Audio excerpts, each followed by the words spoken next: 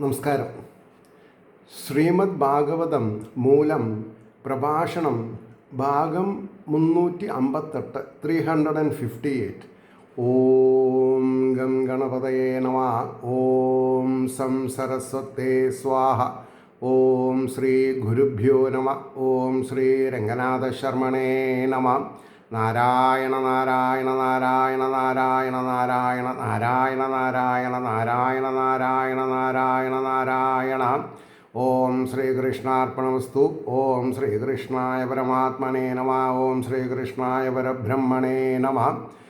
ഹരേ രാമ രാമ രാമ ഹരേ ഹരേ, ഹരേ കൃഷ്ണ കൃഷ്ണ കൃഷ്ണ ഹരേ ഹരേ.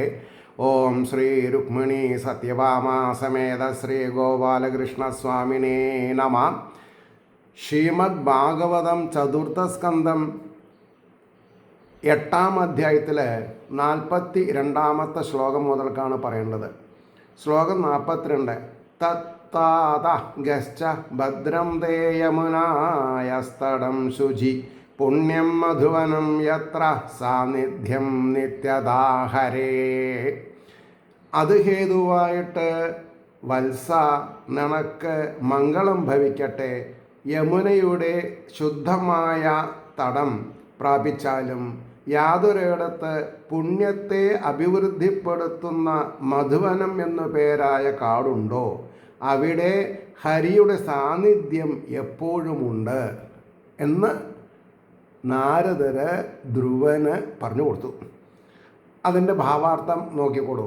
അതുകൊണ്ട് ഹേ വത്സ, നിനക്ക് മംഗളം ഭവിക്കട്ടെ. ശ്രീഹരി ഭജനത്തിനായി കൊണ്ട് പരിശുദ്ധമായിരിക്കുന്ന യമുനാതീരത്തെ പ്രാപിച്ചുകൊള്ളുക. പുണ്യ അഭിവൃദ്ധിയെ വരുത്തുന്ന മധുവനം യമുനാതീരത്തിലാണ് സ്ഥിതി ചെയ്യുന്നത്. അവിടെ ശ്രീഹരി നിത്യവും വസിക്കുന്നു. അവിടെ ചെന്ന് ഭജിക്കുന്നവർക്ക് ഹരിപ്രസാദം കാലവിളംബം കൂടാതെ സാധിക്കുന്ന, കാലവിളംബം അതായത് താമസം താമസിക്കാതെ കൊണ്ട് സംഭവിക്കുന്ന, ഇതൊക്കെ അറിയുന്ന ഒരു ഗ്രന്ഥമാണ് ഭാഗവതം എന്നുള്ളത് എത്ര ആൾക്കറിയും? അപ്പോൾ നമ്മൾ വെറുതെ ഗംഗയിൽ പോയി കുളിച്ചിട്ട് കാര്യമില്ല. ഗംഗയിൽ ഈ ഹരി വസിക്കുന്ന സ്ഥലം എവിടെയാണ് അതറിയണ്ടേ? അവിടെ ഒരു 10-20 ദിവസം പോയി താമസിക്കുക, അങ്ങനെയൊക്കെയല്ല ചെയ്യേണ്ടത്. അപ്പോൾ അടുത്ത ശ്ലോകം 43. സ്നാത്വാനുസവനം തസ്മിൻ കാളിന്ദ്യാസലിലേ ശിവേ കൃത്വോ ഉചിതാനി നിവസൻ ആത്മന കൽപ്പിതാസന.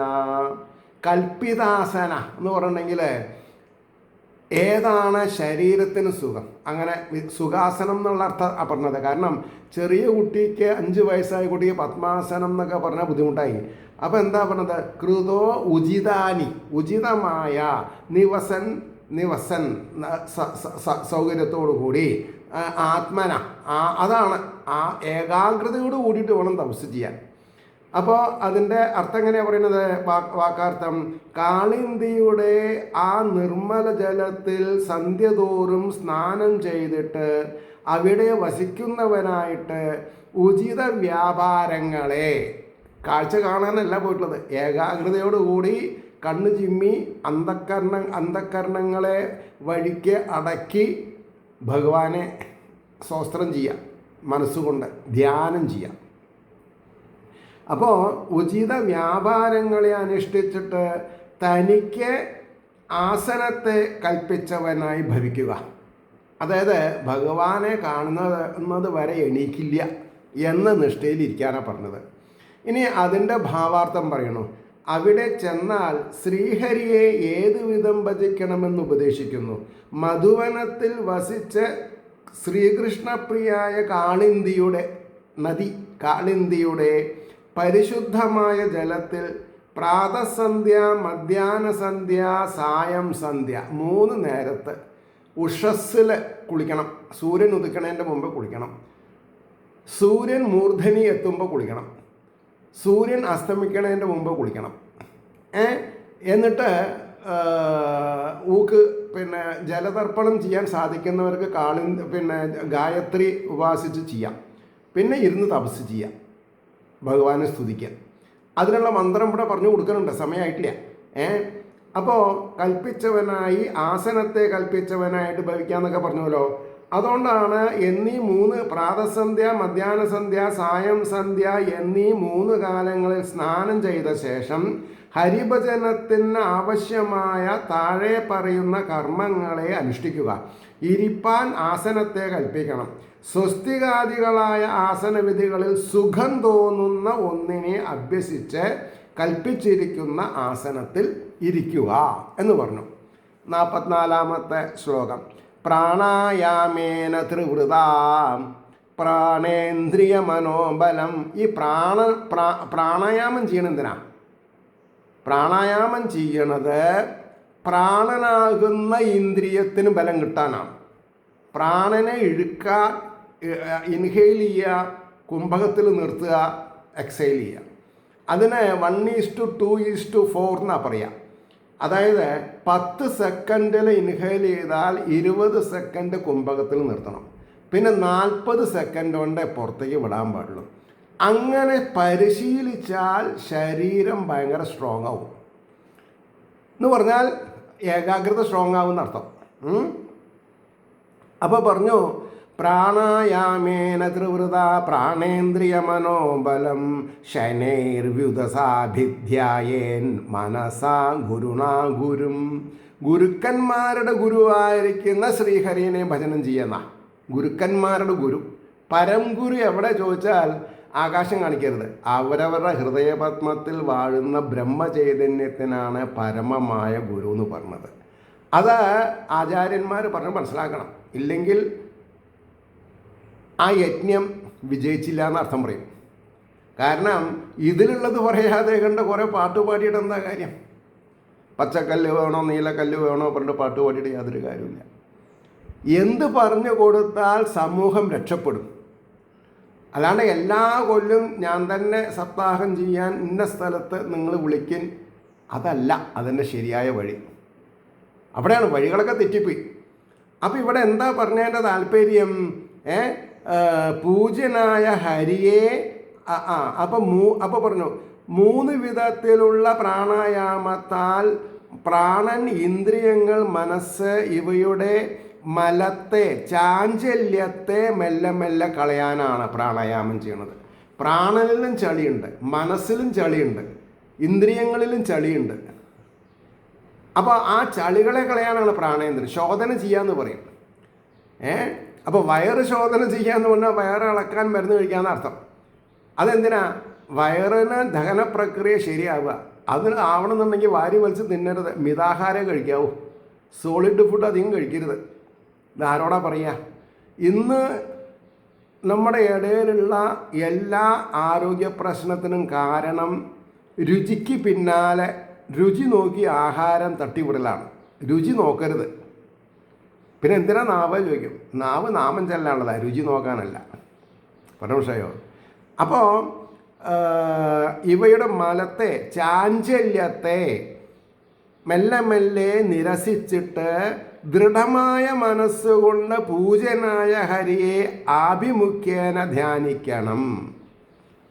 അറ്റ് എനി കോസ്റ്റ് ഭഗവാനെ പ്രീതിപ്പെടുത്തലാണ് എൻ്റെ ചുമതല എന്ന് ഞാൻ മനസ്സിലാക്കണം. അപ്പോൾ ഇവിടെ പറയുന്നുണ്ട്, പൂരകം എന്ന് പറഞ്ഞാൽ ഇൻഹെയിൽ ചെയ്യുക, രേചകം എന്ന് പറഞ്ഞാൽ പുറത്തേക്ക് വിടുക, കുംഭകം എന്ന് പറഞ്ഞാൽ പിടിച്ചു നിർത്തുക എന്ന 3 വിധത്തിലുള്ള പ്രാണായാമം അഭ്യസിക്കണം. പ്രാണൻ്റെയും മനസ്സിൻ്റെയും ചാഞ്ചല്യരൂപമായ ദോഷത്തെയും വിഷയങ്ങളെക്കുറിച്ച് ഗമിക്കുന്നതായ ഇന്ദ്രിയങ്ങളുടെ ദോഷത്തെയും നിരോധിച്ച ശേഷം സുസ്ഥിരമായ മനസ്സുകൊണ്ട് ശ്രീഹരിയെ ധ്യാനിക്കണം. സമയം കിട്ടുമ്പോൾ അങ്ങോട്ടും ഇങ്ങോട്ടും നോക്കലല്ല, അങ്ങനെയാണ്.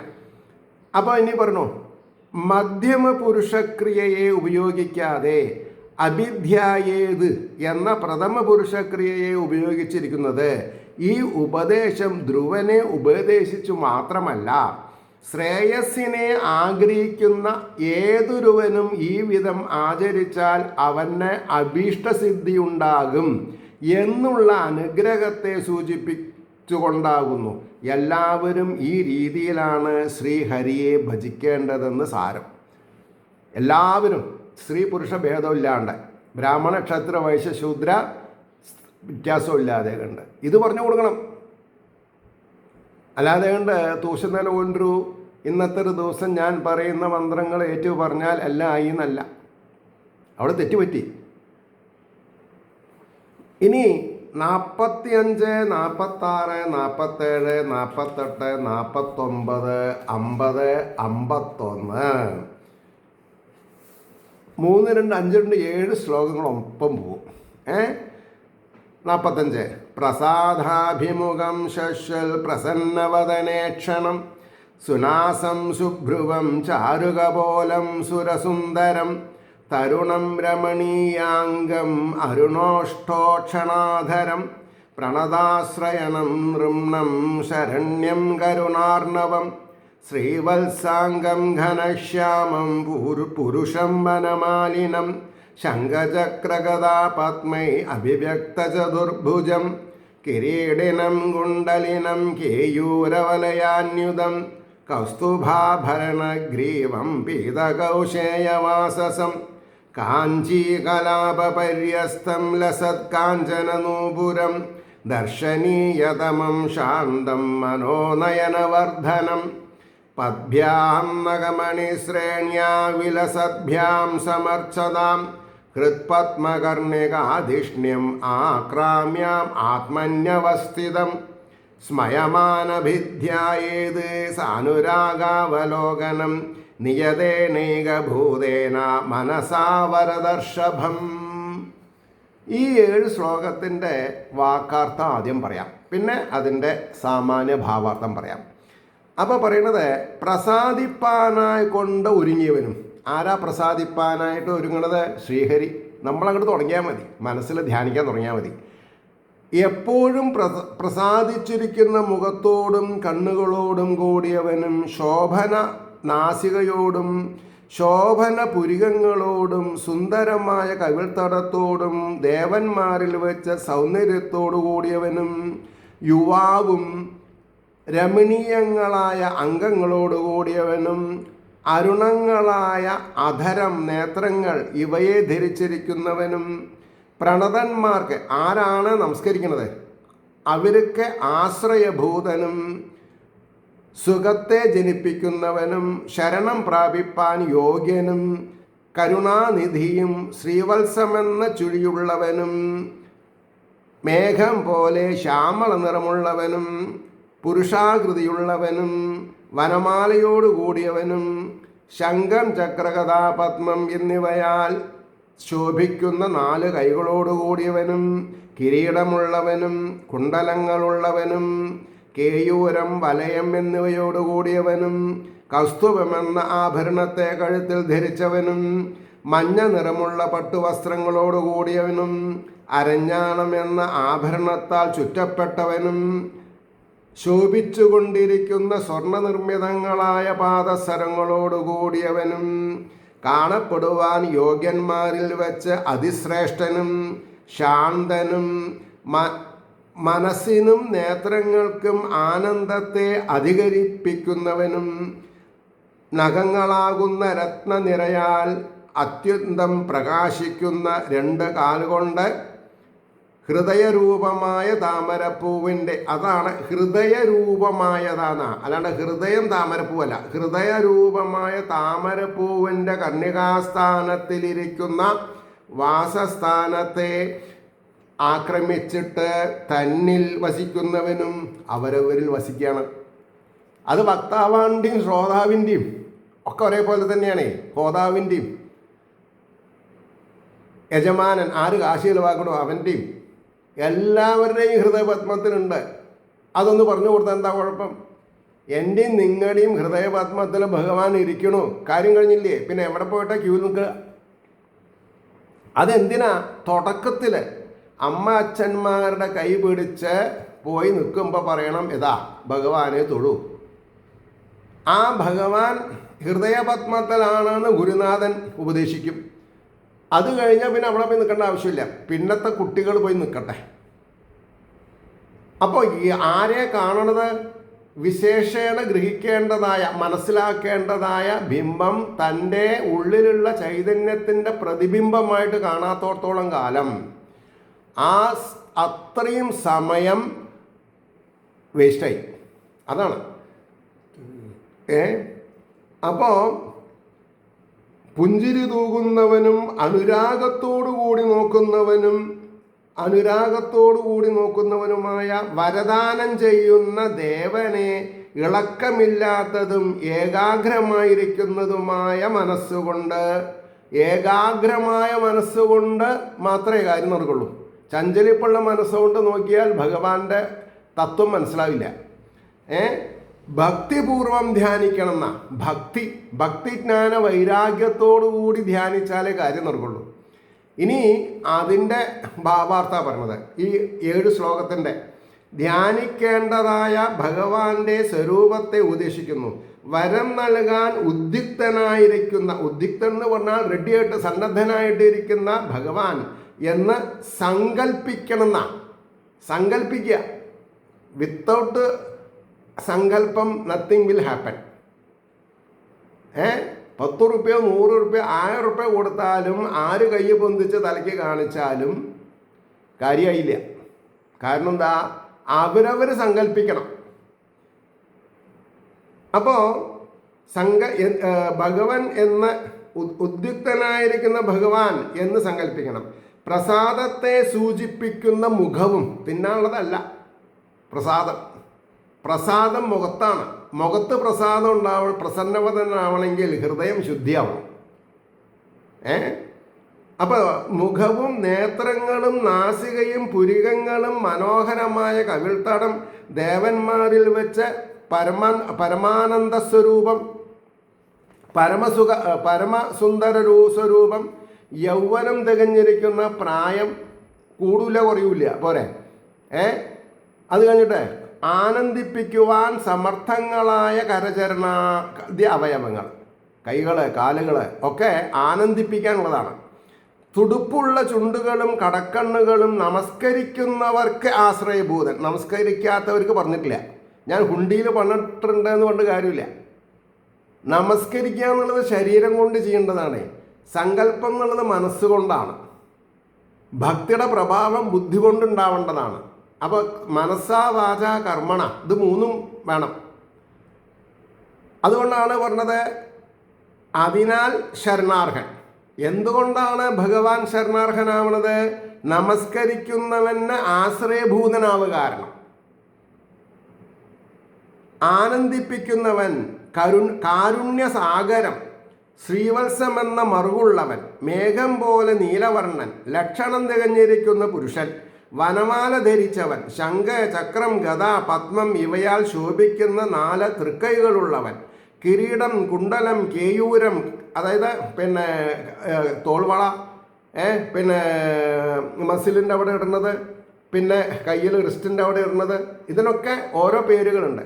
അതുകൊണ്ടാണ് പറഞ്ഞത് കേയൂരം വലയം കൗസ്തുഭം എന്ന ആഭരണങ്ങളെ അതാതിന് ഉചിതമായിരിക്കുന്ന അവയവങ്ങളാൽ അത് ഒരു സ്ഥലത്ത് കൂട്ടിയിട്ടുണ്ടെങ്കിൽ നമുക്ക് തന്നെ വെച്ച് നോക്കാം ഏത് സ്ഥലത്താണ് അത് ഫിറ്റ് ആവണമെന്ന് വെച്ചാൽ അവിടെ നിന്നർത്ഥം. എന്നാൽ ഗോപികമാരൊരു തെറ്റ് ചെയ്യുണ്ടായി. ഭഗവാന്റെ ഹ്രീം എന്ന കാമരാജമന്ത്രം ശ്രവിച്ചപ്പോൾ കാലിലിടേണ്ടത് കഴുത്തിലിട്ടു, കഴുത്തിലിടേണ്ടത് കാലിലിട്ടു. കാരണം എന്താ?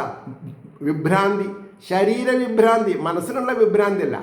മനസ്സ് ഭഗവാനിൽ എത്താനുള്ള തീവ്ര ശ്രമത്തിലാണ്. ഇതാണ് നമ്മൾ മനസ്സിലാക്കേണ്ടത്. ഭഗവാന്റെ എന്ത് മന്ത്രം കേട്ടു എന്നാണ് ഞാൻ പറഞ്ഞത്? കാമരാജമന്ത്രം, ഹ്രീം. അല്ലാണ്ട് ഭർത്താവ് ഉണ്ടായിട്ട് ശൃംഗരിക്കാൻ വേണ്ടി പോകുന്ന കാമുകനല്ല കൃഷ്ണൻ. അവിടെയാണ് തെറ്റുപറ്റിയത്. എല്ലാറ്റിനും ഉപരിയാണ് കൃഷ്ണൻ എന്നുള്ള തന്ത്രപ്പാടിലാണ് പോയിട്ടുള്ളത്. അപ്പം ഇവിടെ നമസ്കരിക്കുന്നവർക്ക് അതെ. അപ്പോൾ പറഞ്ഞു കസ്തൂഭം എന്ന ആഭരണങ്ങളെ അതാതിന് ഉചിതമായിരിക്കുന്ന അവയവങ്ങളിൽ ധരിച്ചിരിക്കുന്നവൻ, മഞ്ഞപ്പട്ടുടുത്തിരിക്കുന്നവൻ, അതിപ്രഭയുള്ള സ്വർണം കൊണ്ട് നിർമ്മിച്ച പാദസരം കാലിൽ ധരിക്കുന്നവൻ, ഭഗവാൻ കാലിൽ ധരിച്ചിട്ടുണ്ടല്ലോ, എന്നാൽ പിന്നെ എനിക്ക് കാലിൽ ധരിച്ച എന്താ? അത് മോശം. പ്രത്യേകിച്ച് സ്ത്രീകളല്ല പുരുഷന്മാരും കാലിൽ സ്വർണ്ണം ഇടരുത്. കാരണം എന്താ? ഭഗവാൻ ഗീതയിൽ എന്താ പറഞ്ഞത്? ഓരോ വസ്തുക്കളിലും വെച്ച് കേമൻ ഞാനാണ്. കാട്ടിലെ എന്താ പറയുക, കാട്ടുമൃഗങ്ങളിൽ സിംഹം ഞാനാണ്, പക്ഷികളിൽ ഗരുഡൻ ഞാനാണ് എന്നൊക്കെ പറയുന്നുണ്ട്. അതേപോലെ ഈ ഐരെന്നാണ് പറയുന്നതിന്, ഏത് ഈ ഇരുമ്പ് പിച്ചള എന്നുള്ളതിന്, അതിൽ വെച്ച് സ്വർണം ഞാനാന്നാണ് പറഞ്ഞത്. അപ്പോൾ സ്വർണം കൊണ്ട് പാദസരം ഇട്ടിട്ട് നമ്മൾ കാലിലിട്ടിട്ട് കാലുകൊണ്ട് ചൊറിയുമ്പോൾ അല്ലേ, ഇടത് കാലില ചൊറിയിച്ചാൽ വലത് കാലം കൊണ്ട് ചവിട്ടും, നമ്മൾ ചവിട്ടി ഒഴിയും. ആരെ? സ്വർണമാകുന്ന ഭഗവാന്. അപ്പോൾ എന്തെങ്കിലും കുറച്ച് നന്മ ചെയ്തിട്ടുണ്ടെങ്കിൽ അതവിടെ പോയി കിട്ടി. ഇതാരോടാ പറയുക? ഞങ്ങളുടെ കാശുകൊണ്ടല്ലേ പട്ടാമ്പി സാറേ ഇത് വാങ്ങണമെന്ന് ചോദിച്ചാൽ എനിക്കതൊന്നും പറയാനില്ല. പക്ഷെ അനുഭവിക്കേണ്ടത് പട്ടാമ്പി സാറാവില്ല, അവരവരാവും. ഞാനിത് പറഞ്ഞിട്ടില്ലെങ്കിൽ ഞാൻ അനുഭവിക്കും, എനിക്ക് ആശ്രയദോഷം വരും. അപ്പോൾ കാണാൻ യോഗ്യതയുള്ള രൂപങ്ങളുള്ളവരിൽ വെച്ച് അത്യന്തം ദർശനീയൻ, കാണപ്പെടേണ്ട ആളാണ് ഭഗവാൻ. എങ്ങനെ? സങ്കല്പത്തിൽ. അതിനാണ് സങ്കല്പ വിദ്യ. സങ്കല്പിക്കാനുള്ളൊരു വിദ്യ ഉണ്ട്. മനസ്സിനും ഇപ്പോൾ കല്യാണം കഴിക്കാൻ പോകുന്ന പെൺകുട്ടി എങ്ങനെയാവണമെന്ന് മനസ്സിൽ സങ്കല്പിക്കണില്ലേ പുരുഷന്മാർ? സ്ത്രീകൾ വിവാഹം ചെയ്യുന്ന വരൻ എങ്ങനെയാവണമെന്ന് സങ്കല്പിക്കണില്ലേ? അപ്പോൾ ഈശ്വരനെ സങ്കല്പിച്ച എന്താ കുഴപ്പം? അതിന് വേണ്ട ഉപാധികളൊക്കെ ഇവിടെ പറഞ്ഞു തരുന്നുണ്ട്. ഇനി മറ്റത് വെച്ച മീശയാണോ, തലമുടി പിന്നെ എന്താണെന്നാ പറയുക, തുന്നി വെച്ചതാണോ, അതോ വിഗാണോ എന്നൊക്കെ ആദ്യത്തെ രാത്രി അറിയുള്ളൂ അല്ലേ, ഇത് അഴിച്ചു വയ്ക്കുമ്പോൾ. ഇതങ്ങനെയൊന്നല്ല. അതന്നാണ് കാർമേഘം പോലെ എന്നൊക്കെ പറയുന്നുണ്ടായിട്ടുണ്ട്. അപ്പോൾ അത്യന്തം ദർശനീയൻ, മനസ്സിനും നേത്രങ്ങൾക്കും ആനന്ദത്തെ വർദ്ധിപ്പിക്കുന്ന ശാന്തസ്വരൂപമുള്ളവൻ, നഖങ്ങളാകുന്ന രത്നശ്രേണികളാൽ പ്രകാശിക്കുന്ന പാദങ്ങൾ കൊണ്ട് ഭജിക്കുന്നവൻ്റെ ഹൃദയപത്മത്തിൽ ഊന്നി നിൽക്കുന്നവൻ. നമ്മുടെ ഹൃദയപത്മത്തിൽ ഭഗവാൻ ഊന്നി നിൽക്കണമെന്നാണ് പറഞ്ഞത്. എന്നിട്ട് നമ്മൾ ഭഗവാനെ തിരയാൻ ഇല്ലേ നമ്മൾ പോവാണ്.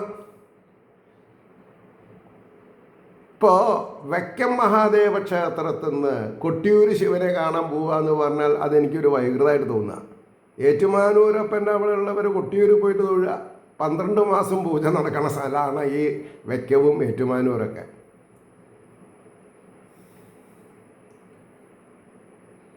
ഈ ഭക്തി ഏത് തരത്തിലാവണം? ഭക്തി സംശുദ്ധമായിരിക്കണം. മനസ്സിലായില്ലേ? അപ്പോൾ തൻ്റെ പേരിൽ സ്നേഹത്തെ സൂചിപ്പിക്കുന്ന മന്ദഹാസം. എല്ലാവരെയും നോക്കി ചിരിച്ചാൽ മന്ദഹാസമാണത്. അത് ഒരു വേ ഓഫ് എക്സ്പ്രഷൻ.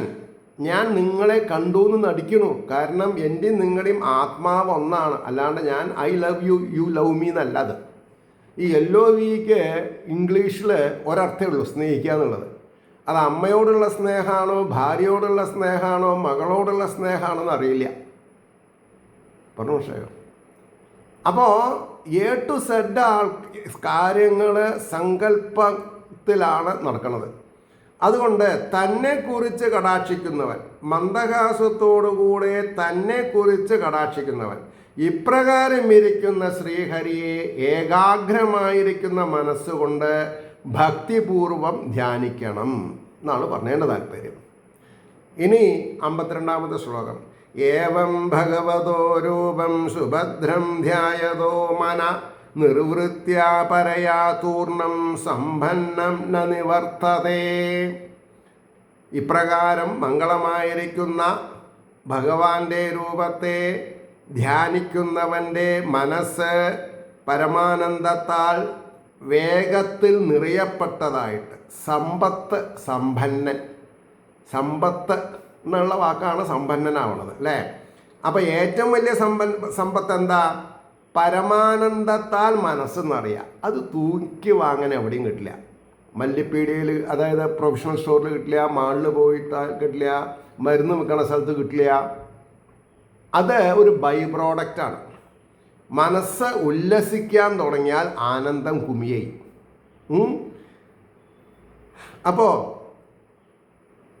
അപ്പോൾ വേഗത്തിൽ നിറയപ്പെട്ടതായിട്ട് പിന്നെ ഒരിക്കൽ ഈ ആനന്ദം അനുഭവിച്ച മനസ്സ് അധപ്പതിക്കില്ല. ആ ആനന്ദത്തിന് ഒട്ടി നിൽക്കും. ഫെവിക്കോൾ പോലെ, ഫെവിക്കുക്ക് പെട്ടെന്ന് ഒട്ടിപ്പിടിക്കും. ഇനി അതിൻ്റെ ഭാവാർത്ഥം നോക്കുക.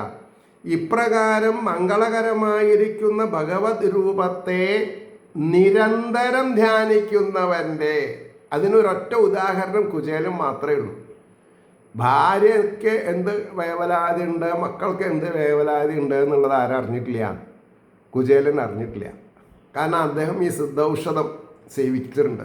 സദാസേവ്യ ഭഗവത് രൂപത്തെ സങ്കല്പിച്ചുകൊണ്ടിരിക്കുന്ന ആളാണ് അദ്ദേഹം. അപ്പോൾ ആ രൂപത്തിൽ നിന്ന് തെറ്റാതെ അതിൽ തന്നെ മുങ്ങിപ്പോകുന്നു. ഇതാണ് സമാധി എന്ന് പറയുന്ന നില. എന്താണ് വളരെ ഇമ്പോർട്ടൻ്റ് ആയിട്ടുള്ള കാര്യമാണത്.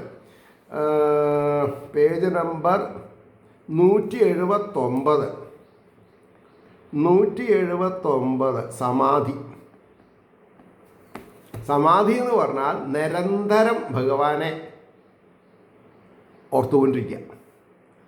53-ാമത്തെ ശ്ലോകം. ജപ്യശ്ച പരമോ ഗുഹ്യ ശ്രൂയതാമ്യേ നൃപാത്മജ യം സപ്തരാത്രം ചപടൻ പുമാൻ പശ്യതി ഖേചരാൻ. ഒരു 7 രാത്രി മതി എന്നാണ് പറഞ്ഞത്. രാജപുത്ര, ഉത്കൃഷ്ടവും രഹസ്യവുമായ ജപിപ്പാൻ യോഗ്യവുമായ മന്ത്രവും എന്നിൽ നിന്ന് കേട്ടുകൊള്ളുക. ഞാൻ പറഞ്ഞു തരാമെന്നാണ് പറഞ്ഞത്. ധ്രുവൻ ചോദിച്ചോ? ഇല്ല. അതാണ് ഈ കമ്പില്ലാ കമ്പി. എപ്പോഴൊരിക്കൽ ഉത്താനപാദ മഹാരാജാവിൻ്റെ അരമനയിൽ നിന്ന് സുരുചിയുടെ വാക്ഷരങ്ങളെ ഏറ്റ് വ്രണപ്പെട്ട ഹൃദയത്തോടുകൂടി കരഞ്ഞുകൊണ്ട് തൻ്റെ അമ്മയായിരിക്കുന്ന സുനീതിയുടെ അടുത്ത് എത്തിയപ്പോൾ താൻ പറയാതെ കണ്ട് തന്നെ ആ അരമനയിലെ ദാസ്യ സ്ത്രീകൾ ഉണ്ടായ കാര്യങ്ങളൊക്കെ സുനീതിയോട് പറഞ്ഞു കഴിഞ്ഞു. അപ്പോൾ സുനീതി പറഞ്ഞു, നിൻ്റെ ചെറിയമ്മയ്ക്ക് തെറ്റ് പറ്റിയില്ല മോനെ. ഒരിക്കലും നീ ചെറിയമ്മ തെറ്റ് ചെയ്തു എന്ന് വിചാരിക്കരുത്. ചെറിയമ്മ പറഞ്ഞതാണ് ശരി. ഇപ്പം നടക്കുണ്ടായിട്ടുള്ള വ്യാധിക്ക് അമൂല്യമായ ഔഷധം അവർ പറഞ്ഞ ശ്രീഹരി ഭജനം തന്നെ. ഭഗവാനെ തപസ് ചെയ്യാണ്ട് ഒരു കാര്യം നടക്കാൻ പോകില്ല എന്നാണ് പറഞ്ഞത്. അപ്പം തെറ്റിനെ ശരിയാക്കുക അതൊരു പ്രോസസ്സാണ്. എന്താ? തെറ്റ് ചെയ്ത ആളെ നിന്ദിക്കാൻ പാടില്ല എന്നാണ്. അത് മനസ്സിലങ്ങനെ കിടന്നോട്ടെ. അപ്പം നമ്മൾ എന്ത് ചെയ്യണം? കൂടുതൽ വികറസ്സായിട്ട് ഈശ്വരോപാസന ചെയ്യുക. എന്താ? മറ്റുള്ളവരുടെ ശാപവാക്കുകൾ നമ്മൾക്ക് ഏൽക്കാതെണ്ടിരിക്കണം. അതിനാണ്. അപ്പോൾ പറഞ്ഞു, കേട്ടുകൊള്ളുക. 7 ദിവസം പഠിക്കുന്ന പുരുഷൻ ആകാശത്തിൽ സഞ്ചരിക്കുന്നവരെ കാണുന്നു എന്നാ. ഈ ഒരു വിദ്യ ഉണ്ടായിട്ട് എന്തുകൊണ്ട് നമ്മളാരും ആകാശഗമനം ചെയ്യുന്ന വിഷ്ണുവിനെയോ ബ്രഹ്മാവിനെയോ ശിവനെയോ കാണുന്നില്ല? എന്ന് പറഞ്ഞാൽ നാരദര് പ്രഹ്ലാദനോ അല്ലെങ്കിൽ ധ്രുവനോ പറഞ്ഞു കൊടുത്ത രീതിയിൽ നമ്മളാരും ചെയ്തിട്ടില്ല, ചെയ്യണില്ല. അതന്നെ.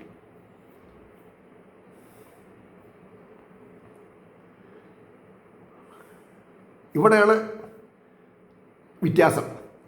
അപ്പോൾ ഇനി അതിൻ്റെ ഭാവാർത്ഥം. മുമ്പ് ഉപദേശിച്ച യോഗത്തിൻ്റെ, യോഗം എന്ന് പറഞ്ഞാൽ പ്രമാണം, ഭക്തിയോഗം, ഭക്തി കൊണ്ട് ഭഗവാനായി തീരുക.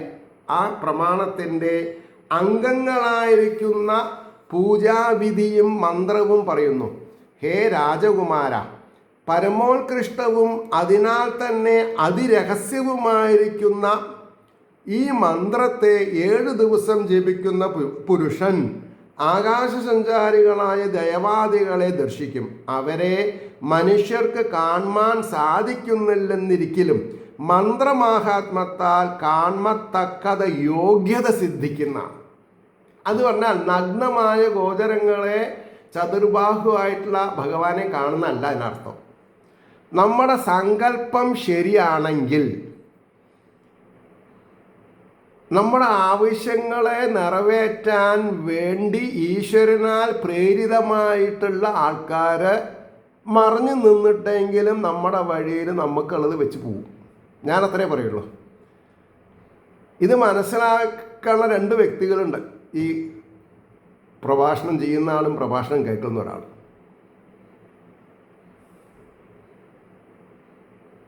എന്താ ആഗ്രഹിക്കണോ അത് ഈശ്വരൻ ഇൻഡയറക്റ്റായിട്ട് തോന്നിപ്പിക്കും. അപ്പോൾ ഉണ്ടാവുന്ന ഒരു മാനസിക സന്തുഷ്ടി, നമ്മൾ ഇത്രയൊക്കെ കാപ്പബിൾ ആണോ? അതെ.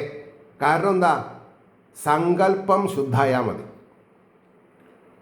സങ്കല്പം ശുദ്ധായാൽ ശുദ്ധമായ ചൈതന്യം നമ്മളോട് വർത്തമാനം പറയും. ആ ശുദ്ധമായ ചൈതന്യം രൂപങ്ങൾ കാണിച്ചു തരും. പല രൂപങ്ങളും, ഇന്ന രൂപമൊന്നുമില്ല. അപ്പോൾ അതെന്താണ് എന്നുള്ളതാണ് അടുത്ത ശ്ലോകത്തിൽ പറഞ്ഞത്. ഓം നമോ ഭഗവതേ വാസുദേവായ. അപ്പോൾ സപ്താഹത്തിന് യജ്ഞാചാര്യൻ ഈ ഗ്രന്ഥപൂജ സമയത്ത് 12 പ്രാവശ്യം, 12 അക്ഷരമാണ് ഈ ഓം നമോ ഭഗവതേ വാസുദേവായ ദ്വാദശാക്ഷരി മന്ത്രം. 12 പൂവെടുത്ത് ഗ്രന്ഥത്തിനെ വന്ദിക്കണതാണ്. അത് പ്രത്യക്ഷത്തിൽ ചെയ്യണം. അപ്പോഴല്ലേ മറ്റുള്ളവർക്ക് അതിനെ പറ്റിയിട്ട് അറിയുള്ളൂ. അപ്പോൾ ഓം നമോ ഭഗവതേ വാസുദേവായ മന്ത്രേണ അനേന ദേവസ്യ ഗുര്യാൽ ദ്രവ്യമയീം ബുധ സപര്യാം വിവിധേ ദ്രവ്യൈ ദേശകാല വിഭാഗവിത് എന്നാണ് പറഞ്ഞത്. അപ്പോൾ അതിൻ്റെ വാക്കാർത്ഥം എന്താ?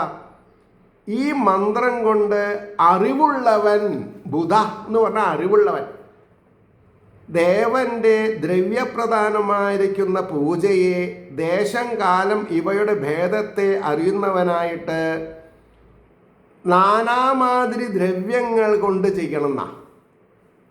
നാനാ തരത്തിലുള്ള ദ്രവ്യങ്ങൾ, പലതരത്തിലുള്ള പുഷ്പങ്ങളാവാം, അങ്ങനെ. അപ്പോൾ അതിൻ്റെ ഭാവാർത്ഥം ഓം നമോ ഭഗവതേ വാസുദേവായ എന്ന മൂലമന്ത്രം കൊണ്ട് ദേശകാല അവസ്ഥകളെ അനുസരിച്ച് സിദ്ധിക്കാവുന്ന ബഹുവിധ ദ്രവ്യങ്ങളെ സമ്പാദിച്ചിട്ട് പൂജാവിധിയെ അനുസരിച്ച് ഭഗവാനെ പൂജിക്കണം. ഈ പൂജയിൽ ദ്രവ്യങ്ങൾ, പൂജാസാധനങ്ങൾ വേണ്ടതുപോലെ ഉണ്ടായിരിക്കണം. അതായത് അവിടെ ക്ഷാമം കാണിക്കാൻ പാടില്ല. അവിടെ കോർപ്പസ് ഫണ്ട് കമ്മിയാവുമെന്ന് പറഞ്ഞിട്ട് പൂജാവിധിക്കുള്ള ദ്രവ്യങ്ങൾ കമ്മിയാക്കാൻ പാടില്ല. അവിടെ നിർത്താം. ഏവർക്കും ശ്രീ ഹരിയുടെ അനുഗ്രഹാശിസ്സുകൾ. അവരവർ ചെയ്യുന്ന കർമ്മത്തിൻ്റെ ഫലത്തിനനുസരിച്ചിട്ടുള്ളതേ കിട്ടുള്ളൂ എന്നുള്ളത് ഊന്നി പറഞ്ഞുകൊണ്ട് ഓരോരുത്തരുടെയും പ്രാർത്ഥന ലോകാസമസ്ത സുഖിനോ ഭവന്തു ആയിരിക്കട്ടെ എന്ന് സ്മരിച്ചുകൊണ്ട് വാക്കുകൾ ഉപസംഹരിക്കുന്നു. നമസ്കാരം. നാളെ കാണാം.